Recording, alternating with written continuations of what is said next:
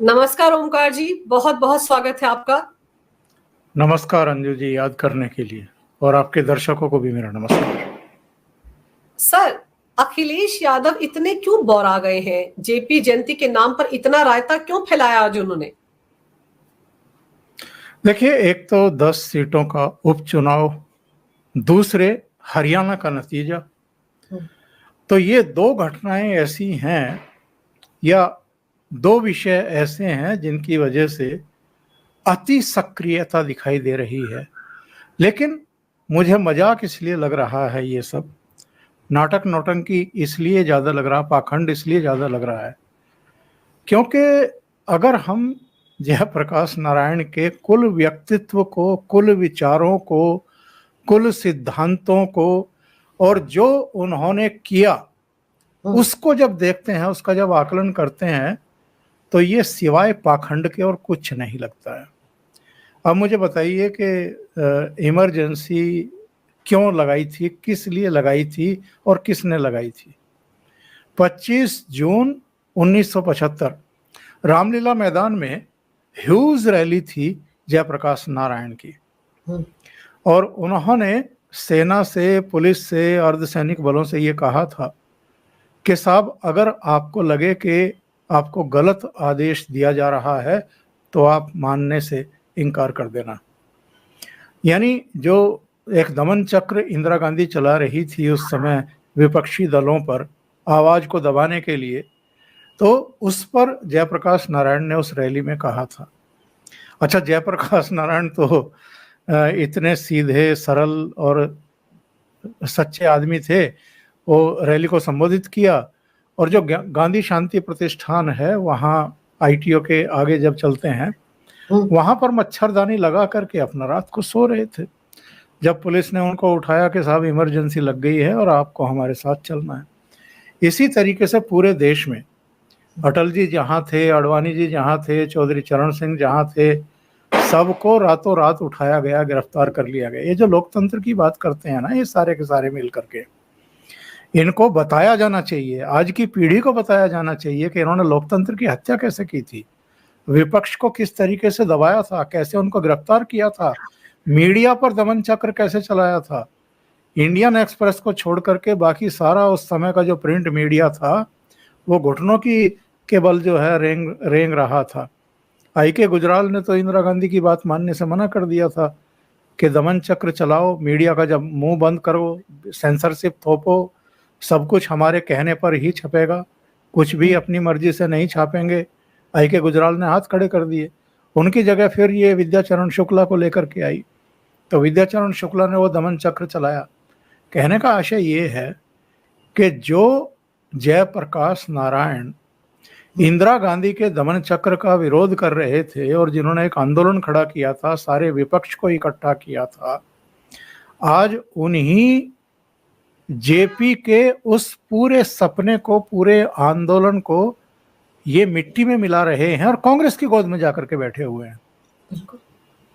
जिस कांग्रेस के खिलाफ जेपी ने पूरे विपक्ष को एकजुट किया था, 1977 में इंदिरा गांधी के अहंकार को चूर चूर करते हुए उनको सत्ता से बाहर कर दिया था, और पूरे उत्तर भारत के इन राज्यों में कांग्रेस का सफाया हो गया था।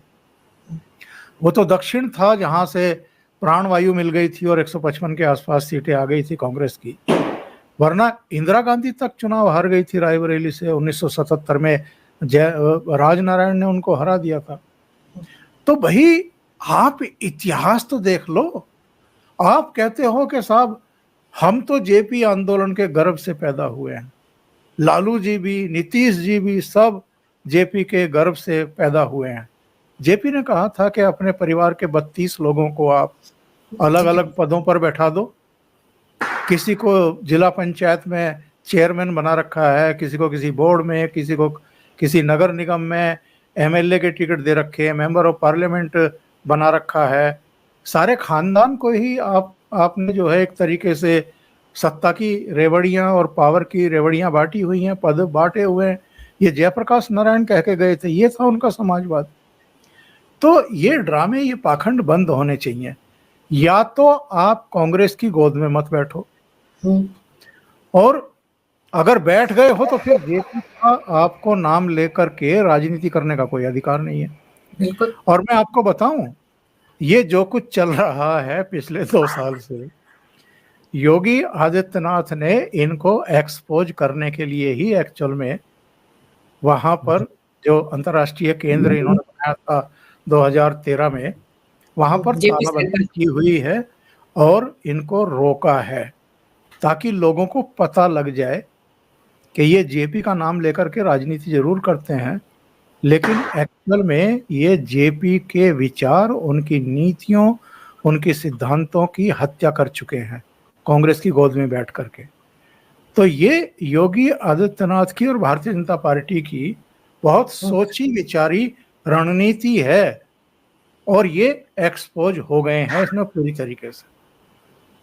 पर सर, आप ये सोचिए कि जब वो बताया जा रहा है, वो जो जेपी सेंटर है जहां इन्होंने पिछले साल भी जाने की कोशिश की थी, तब तो शायद दीवार फांद कर पहुंच गए थे, इस बार भी उनको रोका गया और वहां पर कंस्ट्रक्शन का काम चल रहा है, वहां पर कोई व्यवस्था ही नहीं कि आप जाकर माल्यार्पण कर सके। तो दिक्कत क्या थी सर? मतलब एक विपक्षी पार्टी के नेता हैं, इतनी बातें तो इनको समझ में आनी चाहिए। और फिर इनकी सुरक्षा को लेकर भी सवाल है। अगर ये बातें राज्य के मुख्यमंत्री कह रहे हैं, प्रशासन कह रहा है, तो मानने में बुराई क्या है? लेकिन रात के अंधेरे में आप पहुंच जाते हैं, वहां टीन जो आसपास लगाया गया उस पर स्लोगन लिख कर आ जाते हैं। क्या मतलब है इस बात का सर? ये छिछोरे कॉलेज के जो लड़के होते हैं वैसी हरकत नहीं कर रहे हैं अखिलेश यादव।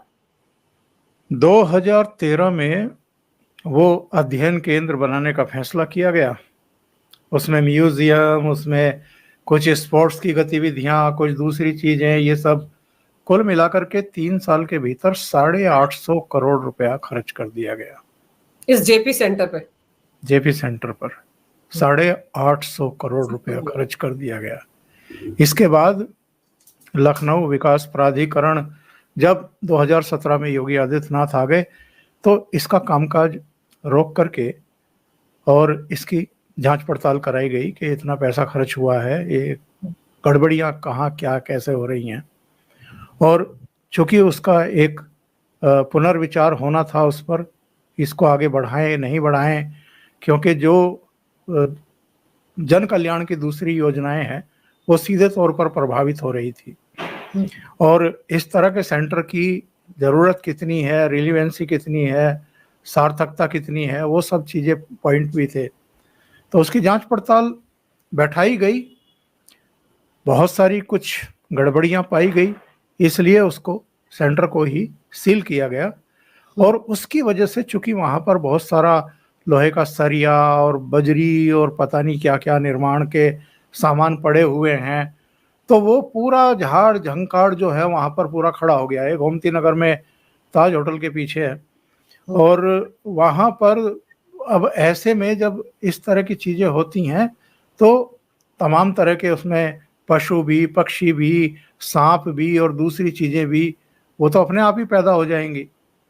तो भाई आप ऐसे सेंटर में जाकर के, जिसकी इंक्वायरी भी चल रही है, जिस पर बहुत बड़े सवाल भी खड़े हो रखे हैं, वहां ही जाकर के ये ड्रामा क्यों करना चाहते हैं? वो दीवार फांद करके नहीं गए थे पिछली बार, ये दरवाजे के ऊपर से कूद करके गए थे।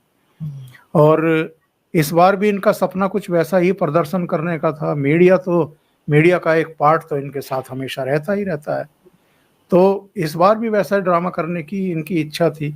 तो इस बार योगी सरकार ने जो है, योगी सरकार भी नहीं, मैं तो कहूँगा कि लखनऊ विकास प्राधिकरण ने इस बार उस गेट को भी कवर करा दिया लोहे की शेड्स लगा करके, कि भाई इस तरह की कोई हरकत ना हो जैसी पिछली बार की गई थी। तो इसीलिए आग लगी हुई है।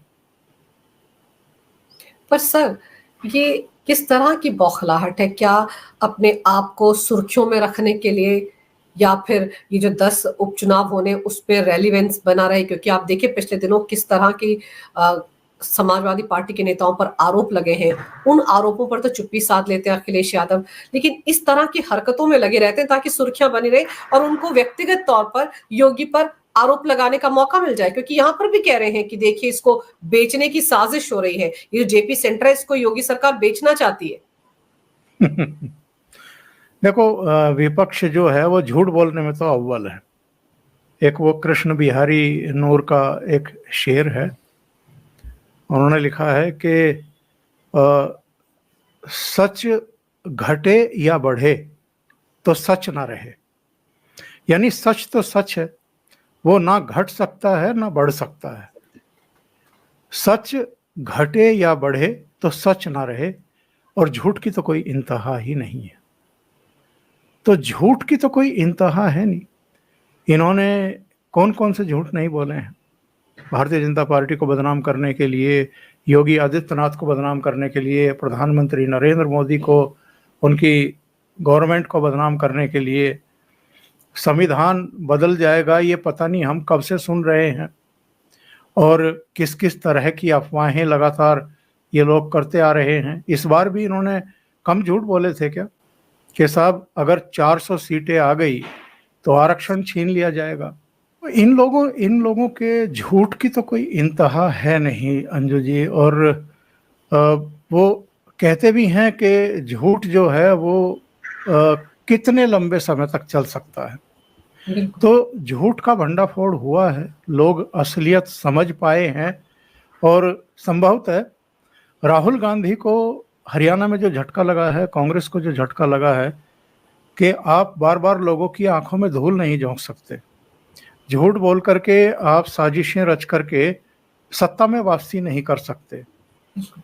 और उसका असर मुझे अब यहाँ भी दिखाई दे रहा है, उत्तर प्रदेश में भी। मैं शो से पहले आपको बता रहा था कि 2019 से लेकर के 2024 तक ये कांग्रेस पार्टी कितने राज्यों में चुनाव अब तक हार चुकी है, जिसको कभी सो कॉल्ड मेन स्ट्रीम का मीडिया कभी दिखाता भी नहीं है, बताता भी नहीं लोगों को कि साहब ये कितने चुनाव हारे हैं। मैं संक्षेप में बता देता हूं। 2019 में ये हरियाणा में हारे थे, महाराष्ट्र में हारे थे, अरुणाचल प्रदेश में हारे थे, आंध्र प्रदेश में हारे थे, उड़ीसा में हारे थे, सिक्किम में हारे थे। केवल झारखंड में जेएमएम की वजह से ये सत्ता में आए थे, छोटी पार्टी बन करके। 2020 में ये बिहार में हारे, ये दिल्ली भी हारे। 2021 में ये असम हारे, ये केरल हारे, ये पांडुचेरी हारे, ये पश्चिम बंगाल भी हारे। तमिलनाडु में चूंकि डीएमके बड़ी पार्टी थी और एआईएडीएमके के खिलाफ एक एंटी इनकम्बेंसी थी, तो वो सत्ता में आए और साथ में ये भी बोनस के तौर पर आ गए। 2022 में गुजरात में हारी कांग्रेस, गोवा में हारी, मणिपुर में हारी, पंजाब में इनकी सरकार थी वहाँ हारी, उत्तर प्रदेश हारी, उत्तराखंड हारी, और जो लास्ट में चुनाव हुए थे गुजरात और हिमाचल के, तो हिमाचल में ये सत्ता में आ गए थे। 2023 में यानी एक साल पहले ही देखो ये कौन कौन से बड़े स्टेट हारे थे। ये छत्तीसगढ़ हारे, ये मध्य प्रदेश हारे, ये राजस्थान हारे, ये मिजोरम हारे, और केवल 2 स्टेट जो है ये जीते थे, तेलंगाना और कर्नाटका। 2024 में भी आप देख लीजिए हरियाणा हार गए अभी। इससे पहले ये उड़ीसा हारे, ये सिक्किम हारे, ये अरुणाचल हारे, ये आंध्र प्रदेश भी हारे। और अभी अगर जम्मू कश्मीर में सत्ता में आएंगे तो नेशनल कॉन्फ्रेंस की वजह से आएंगे। तो ये है कांग्रेस की असलियत और विपक्ष की असलियत। तो अखिलेश यादव को ये लग रहा है कि ये ताज़ा ताज़ा अभी कांग्रेस वालों को जख्म मिला है, और इन लोगों को सबको पता लग रहा है कि हरियाणा में अगर भारतीय जनता पार्टी ने वापसी की है तो इसकी वजह ये है कि जो हिंदू बांटने में ये कामयाब हो गए थे लोकसभा चुनाव में, वो हिंदू अब फिर से एकजुट हो रहे हैं। उन लोगों को ये लग रहा है कि भाई थोड़ी गलती हो गई, हम घरों से बाहर नहीं निकले, हमने वोट नहीं डाला, हम जाति पाति में बट गए। अगर हम नहीं बटते तो उत्तर प्रदेश में ही अकेले भारतीय जनता पार्टी की 29 सीटें कम नहीं होती, और वो 29 सीटें अगर मिल जाती इनको तो बहुमत तो सीधा था, 271 सीटें हो जाती भारतीय जनता पार्टी की, 29 सीटें आती। और दूसरे राज्यों में भी अगर वही माइंड सेट होता लोगों का, अगर ढील नहीं छोड़ते, तो हरियाणा में 5 नहीं घटती, राजस्थान में 8 नहीं घटती, उधर महाराष्ट्र में भी जो है इनको डेंट नहीं लगता, और बिल्कुल। पश्चिम बंगाल में भी जो है इनकी 18 से घट कर के 12 नहीं रह जाती।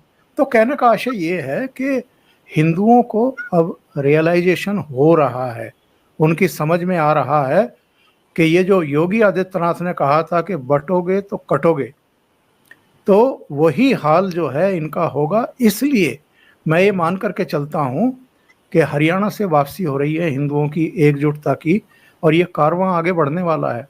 ये झारखंड और महाराष्ट्र में आपको दिखाई देगा, और अखिलेश यादव को ऐसा लग रहा है कि ये जो 10 सीटों का उपचुनाव होने जा रहा है, कहीं ये 10 की 10 सीटें भी इस हरियाणा की हवा में और हिंदुओं की एकजुटता में इनके हाथों से ना निकल जाएं। हालांकि इन 10 में से केवल 5 सीटें ही समाजवादी पार्टी के पास थी। पर सर, इसका मतलब तो सीधा सीधा है कि अब अखिलेश यादव जो है 6 सीटों पर तो उन्होंने अपने कैंडिडेट उतार दिए 10 में से, ये जो उपचुनाव वाली है, कांग्रेस को पूछा तक नहीं।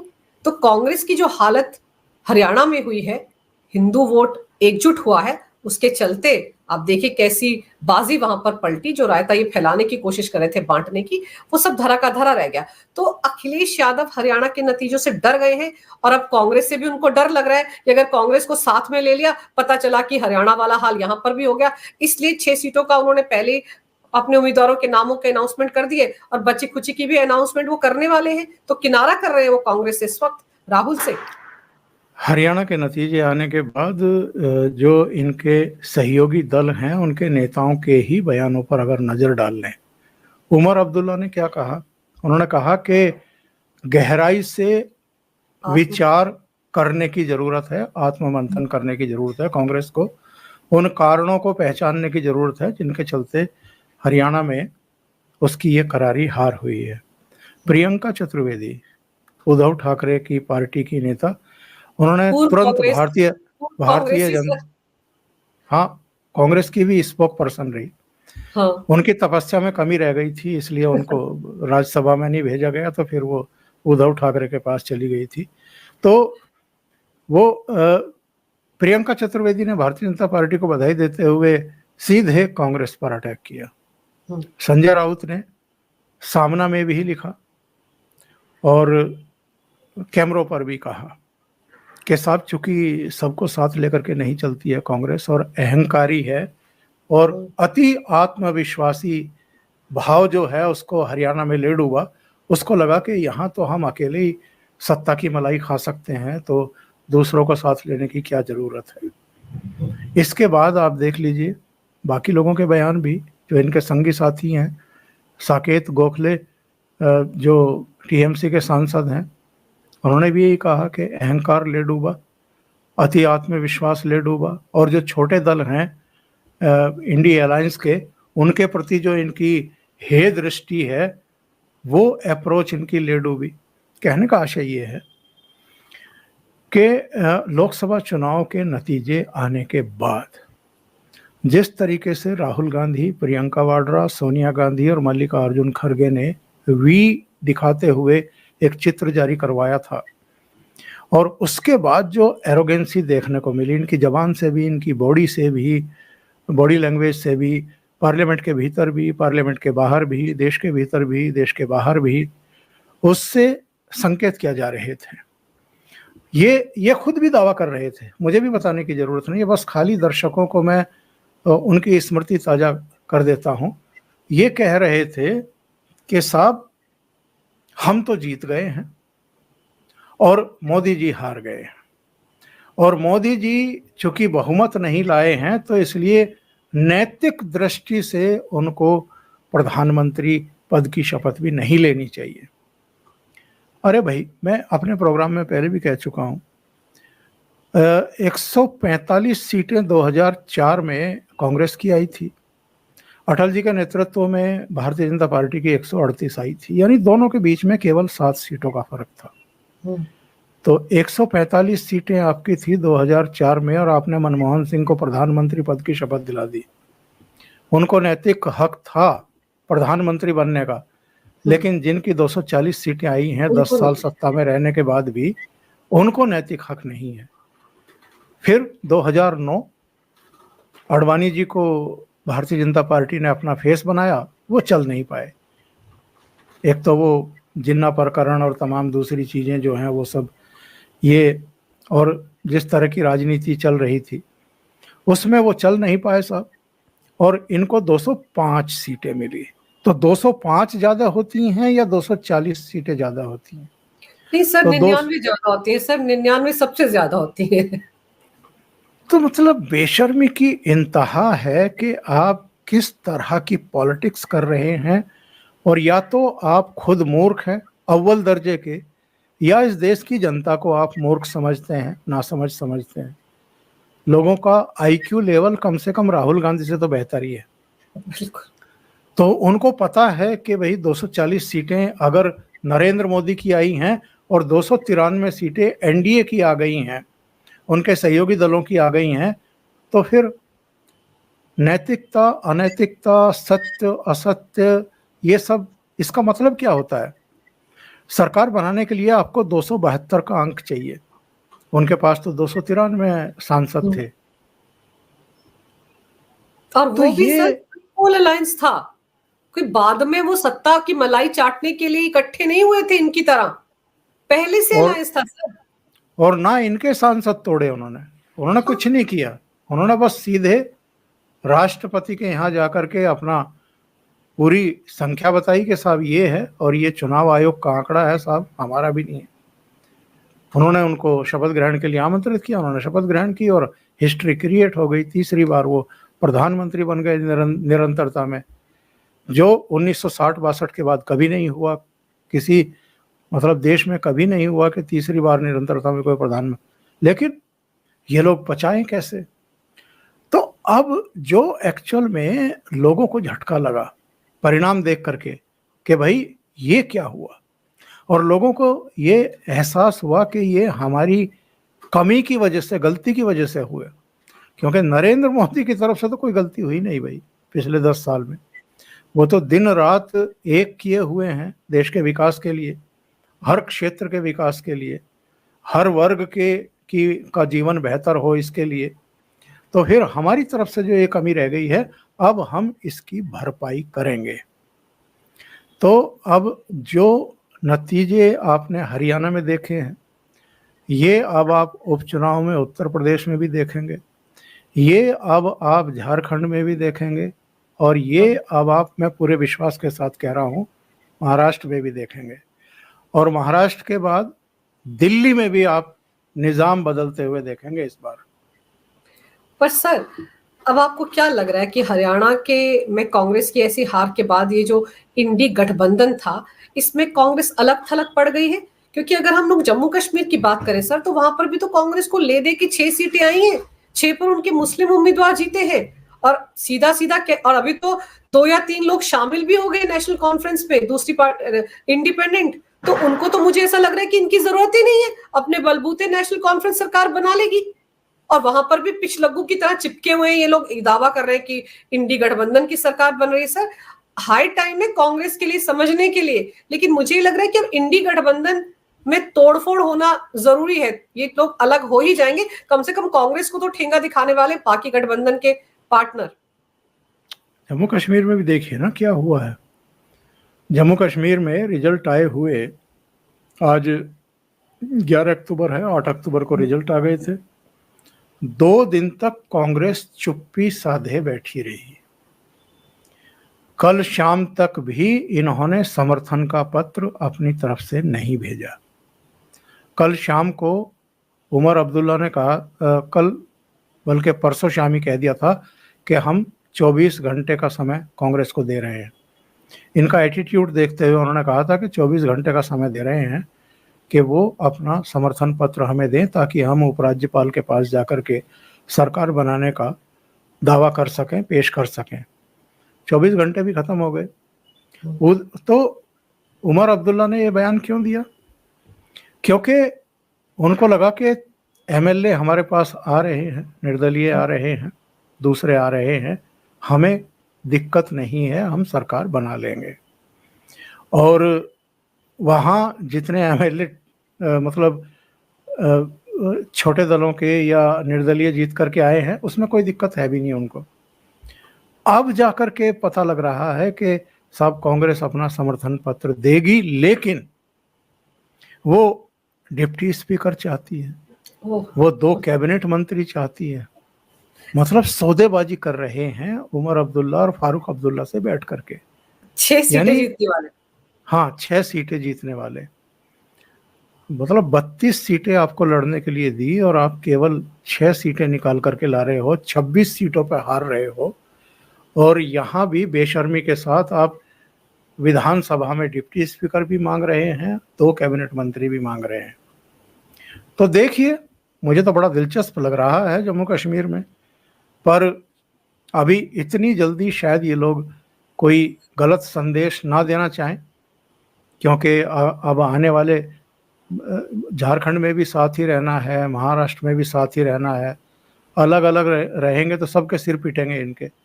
तो इनको उम्मीद है कि जैसे इन्होंने महाराष्ट्र में कम से कम लोकसभा चुनाव में परफॉर्मेंस किया है, तो एक उम्मीद बन जाती है ना कि शायद विधानसभा में भी जनता वैसा ही रिएक्ट करेगी।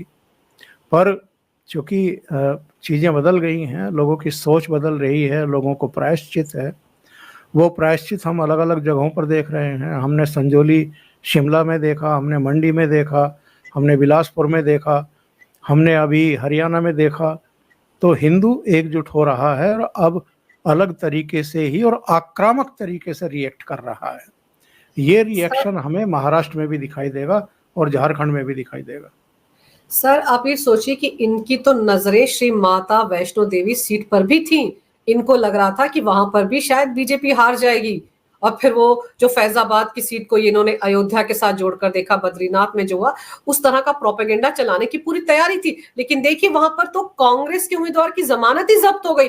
इस तरह से हिंदू एकजुट हुआ है, तो ये तो एक बहुत स्ट्रॉन्ग मैसेज इनके लिए जा रहा है ना सर। लोगों के मन में आप सही कह रहे हैं कि कहीं ना कहीं उनको दुख है कि वो घरों से बाहर नहीं निकले या जातियों में बट गए, और उन्होंने मोदी सरकार के हाथ उतने मजबूत नहीं किए जितने उनको करने चाहिए थे। 6 एमएलए जो कांग्रेस के जीत के आए सारे के सारे मुसलमान हैं। हाँ, एक भी हिंदू नहीं जीता है।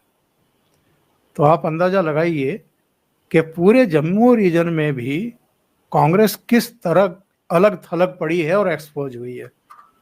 और इस बात को तो उमर अब्दुल्ला और फारूक अब्दुल्ला समझ रहे होंगे ना कि हमने अगर इनको 32 सीटें दी थी लड़ने के लिए, और उनमें से भी अधिकांश इसी क्षेत्र में थी, जम्मू क्षेत्र में ही थी, तो ये तो मतलब हिंदू इनके साथ है ही नहीं, तो इनका अचार डालेंगे क्या आगे। तो जब ये हिंदुओं का रिप्रेजेंट, केवल 2 हिंदू एमएलए जीत करके आए हैं, वो भी नेशनल कॉन्फ्रेंस के, एक नौशेरा से और एक रामबन से, बाकी तो उनके भी सारे मुस्लिम ही जीत करके आए हैं। ये तो अगर भारतीय जनता पार्टी के 29 ना होते तो जम्मू कश्मीर विधानसभा में हिंदू जो है वो टॉर्च लेकर के देखना पड़ता कि कहाँ है। तो ये संकेतक हैं एक्चुअल में कि आगे की राजनीति किस तरह की होने वाली है।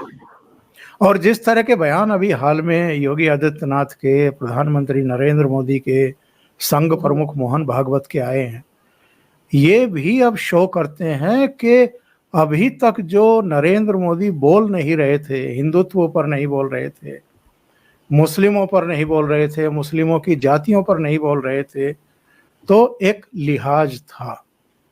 पर जब सामने वाले लिहाज ही नहीं कर रहे हैं, मतलब पूरा नग्न अवस्था में उतरने को तैयार हैं, और वो सबको दिखाई दे रहा है, इनकी नग्नता इनकी सबको दिखाई दे रही है, तो नरेंद्र मोदी को भी लगा कि हम कितना नुकसान उठाएंगे, तो इसलिए एक्सपोज करना बहुत जरूरी है। तो अब उन्होंने भी एक्सपोज करना शुरू किया है, और इस चीज को सबने पसंद किया है, जो नरेंद्र मोदी का रुख अभी निकल करके सामने आया है। सब कह रहे हैं कि यही नरेंद्र मोदी चाहिए। सर, आपको बैक फुट पर बैठकर नहीं खेलना, आपको फ्रंट फुट पर आना ही पड़ेगा जब सामने वाले इतने निर्लज होकर तमाम तरह के आरोप लगाते हैं। और अब तो अच्छा है सर, ये आपस में एक दूसरे के कपड़े फाड़ रहे हैं। कांग्रेस में कैसा घमासान मचा हुआ है, आप देखिए वो दरबारी पत्रकार कैसे कांग्रेस के नेताओं को ही बेनकाब कर रहे हैं, जो खुद माहौल बना रहे थे सर, ये कह कहकर योगेंद्र यादव की बातें याद दिला दिलाकर कि आंधी हवा नहीं आंधी चल रही है, कांग्रेस की आंधी नहीं सुनामी चल रही है। सर इन्होंने तो माहौल बनाया, चने के झाड़ पर कांग्रेसियों को बैठा दिया, और जब वो गिर गए तो अब ये कह रहे हैं कि केसी वेणुगोपाल तो अपनी महिला दोस्तों को टिकट दे रहे थे। ये कोई और नहीं कह रहा है सर, इनके पसंदीदा इनके पत्रकार ही कह रहे हैं। अब सोचिए किस हद तक इस वक्त खलबली मची हुई है कांग्रेस के अंदर और उनके इकोसिस्टम के अंदर। मैं आपको सच बताऊं, ये जो पूरा इकोसिस्टम है और ये जो कांग्रेसी और वामपंथी पत्रकार हैं जो अपनी अपनी दुकानें खोले बैठे हैं, और कोई यूं यूं करके अपने प्रोग्राम शुरू करता है और कोई दूसरे तरीके से करता है, मैं इनके प्रोग्राम देखता ही नहीं। लेकिन इधर देख रहा हूं मौज लेने के लिए, मजे लेने के लिए, आनंद लेने के लिए, टेंशन फ्री होने के लिए, क्योंकि इनको रोते हुए देख करके, छाती पीटते हुए देख करके मुझे बड़ा सुकून मिल रहा है। ये वो लोग थे, और वो अजीत अंजुम कैमरा लेकर के कहाँ कहाँ नहीं घूम रहा था, और उसके मुंह पर ही लोग कह रहे थे कि भारतीय जनता पार्टी आ रही है। कैसे आ रही है? उसका हर स्टेट में यही सवाल होता है। अगर कोई कह दे कि भारतीय जनता पार्टी आ रही है, या मोदी जी ने बहुत अच्छा काम किया, या योगी जी ने बहुत अच्छा काम किया, या बीजेपी के इस मुख्यमंत्री ने बहुत अच्छा काम किया, तो उसके मुंह में जो है वो कुनैन जो है वो घुल जाती है, उसके चेहरे के भाव देखने के लायक होते हैं। तो ये सारे के सारे, और ये तो राजदीप सरदेसाई तो पिछले 20-22 साल से मोदी जी की ऑब्ituary लिख रहे हैं, ले इस बार भी लिख रहे थे। सुबह 9 बजे, 9:30 बजे तक जब कांग्रेस पार्टी को 76 सीटों पर दिखाया जा रहा था, भारतीय जनता पार्टी को 8 से 12 सीटों पर दिखाया जा रहा था, तो इन सब ने जश्न मनाना शुरू कर दिया था स्टूडियो में। और वहां कांग्रेस मुख्यालय पर 24 अकबर रोड पर 2 ढोल वालों ने ढोल बजाने शुरू कर दिए थे। बैकग्राउंड में उनकी आवाज सुनाई पड़ रही थी, और कैमरों पर पवन खेड़ा कह रहे थे कि आप देखिएगा कि हमारी सीटें जो हैं वो 80 तक पहुंचेंगी। और जब पूछा गया कि इतनी जबरदस्त सफलता क्यों, बोला नहीं नहीं, अब लोग अब नरेंद्र मोदी से नफरत करने लगे, घृणा करने लगे हैं, लोग कह रहे हैं कि हटा दो इस चेहरे को सामने से। तो इनके शुरू के बयान उठा करके देखिए। और उसके बाद फिर मैंने एक वीडियो अपने उस पर तो चलाया था चैनल पर, वो दोनों ढोल वालों को इन्होंने कह दिया कि भैया तुम निकल लो पतली गली से, यहाँ का माहौल ठीक नहीं है अब। तो उनको तो इन्होंने राम राम करके बाहर भेज दिया। और जो ये जलेबी वलेबी के ऑर्डर दिए होंगे, वो हलवाई भी कहीं ढूंढ रहे होंगे इनको कि साले कहाँ जो हैं छिप गए हैं। पहले तो ये कई जो है कुंटल जलेबी के ऑर्डर दे दिए और अब भाग गए।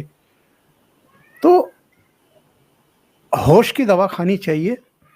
और अगर आप अपने आप को पत्रकार कहते हो तो पत्रकार ही बने रहो। थोड़ा बहुत इधर उधर का फेवर तो चल जाता है, लेकिन आप एजेंडा सेट करके किसी के खिलाफ पूरी तरीके से पालेबंदी करके आप सामने वाले को बिल्कुल एकदम मच्छर समझने लगें, और जो एक्चुअल में मच्छर है उनको शेर बताना शुरू कर दें, तो ऐसे तो काम चलता नहीं ना।